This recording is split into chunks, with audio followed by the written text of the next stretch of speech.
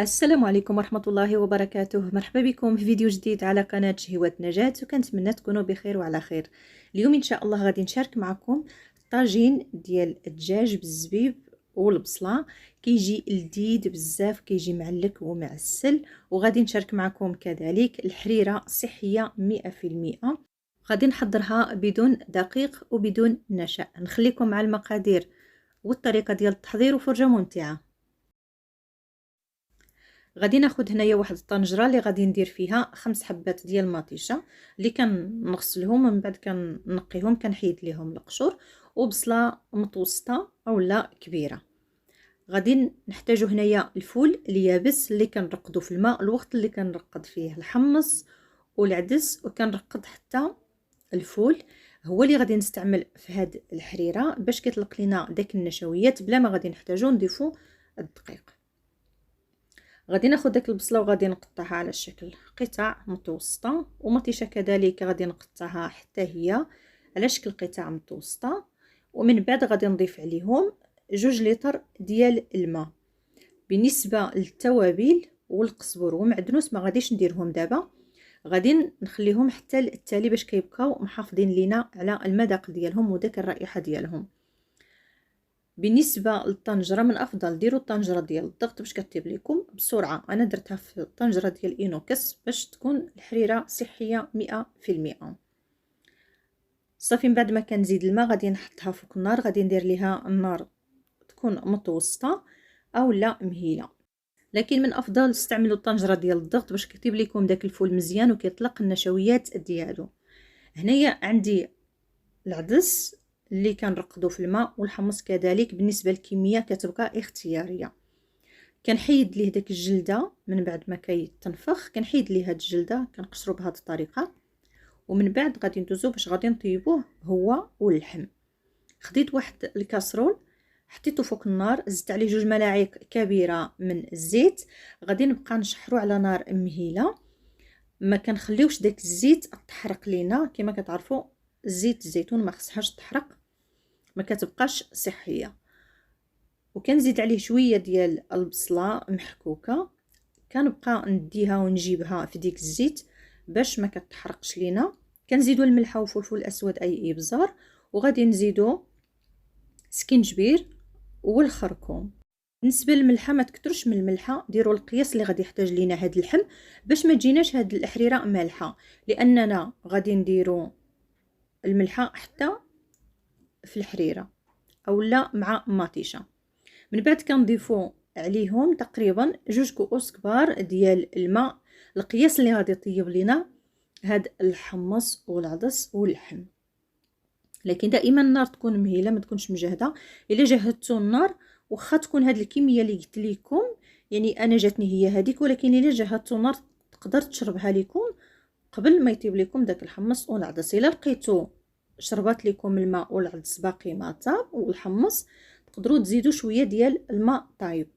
هنايا كما لاحظتوا خديت داك الخضره اللي طيبت، لقيت داك الفول صافي طايب، وكنزيد عليهم القزبر ومعدنوس والكرافس اللي كنقطعهم على شكل قطع صغيره اولا كنقردهم، وكنزيدهم على داك مطيشه والبصله وهي باقه سخونه، غير كنطفي عليها باش كطيب لينا غير في ديك السخونيه ديال الخضره.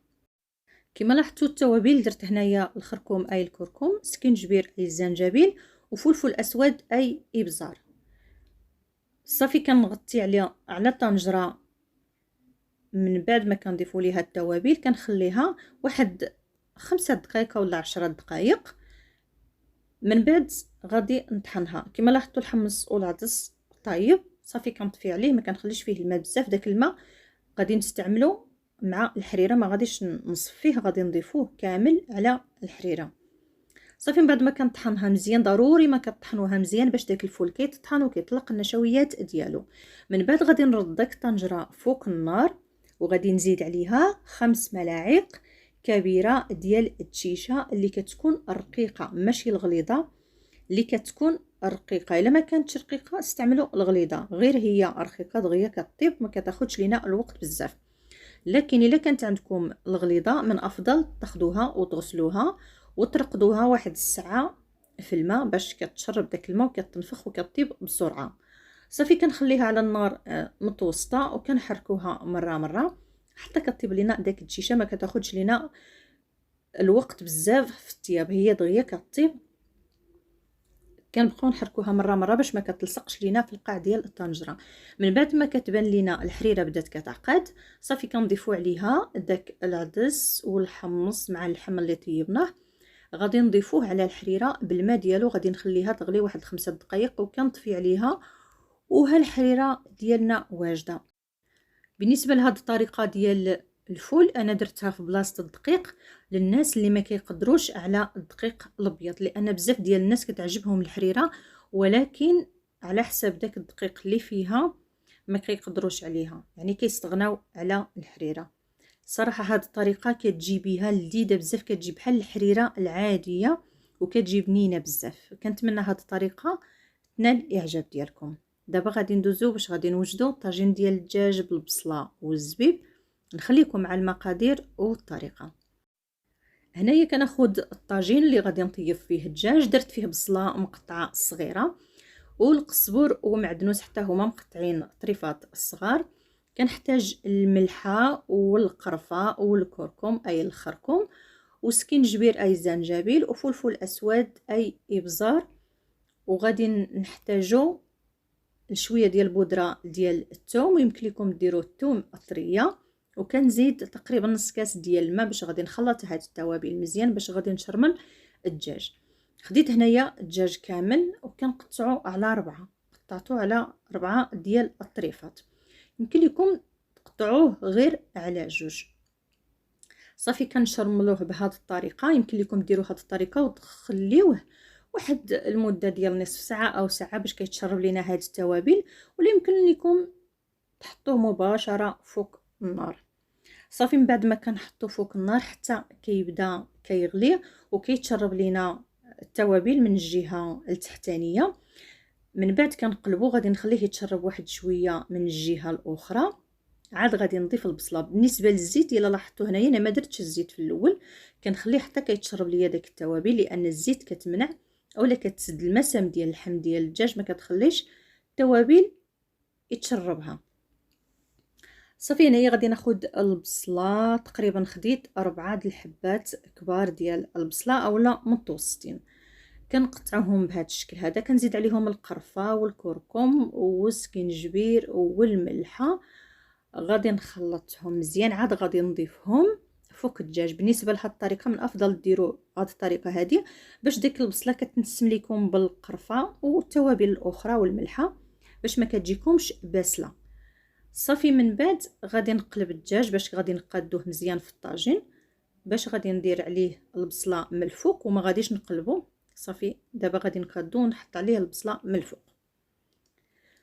غادي ندير هاد الكميه كامله، واخا كتبان لكم كثيره في الاول لكنها غادي تهبط ما حدها كطيب وهي كتهبط وكتنقص. ومن بعد كنرش فوق منها شويه ديال الربيع والنار تكون مهيله بهذا الشكل اللي شفتوا معايا، لانني ما غاديش نزيد فيه حتى قطره ديال الماء، غادي يطيب غير في الماء ديالو اولا غير في الماء ديال البصله. هنايا ما درتش فيه الماء نهائيا. ومره كناخذوا داك المرقه وكنديرها فوق من البصله عفوا باش كتنسم لينا. هنايا غادي ندير من بعد ما هبطت شويه البصله درت عليها الزبيب، وغادي نزيد دابا الزيت، تقريبا نصف كاس ما بين الزيت الروميه والزيت الزيتون. صافي دابا غادي نخليه يطيب على خاطرو حتى كيتشرب المرق ديالو، حتى كيبان لكم المرق تاع السل وكيتشربوا كامل وكيجينا على هذا الشكل. كنزينو بشويه ديال اللوز من الفوق. بالنسبه للتزيين كيبقى اختياري. بالنسبه لهاد الطاجين الصراحه كيجي لذيذ بزاف، كيجي كما قلت لكم بنين ومعلك، والمرقه ديالو كتجي مجموعه نتوما كما كتشوفوا كتجي معسله.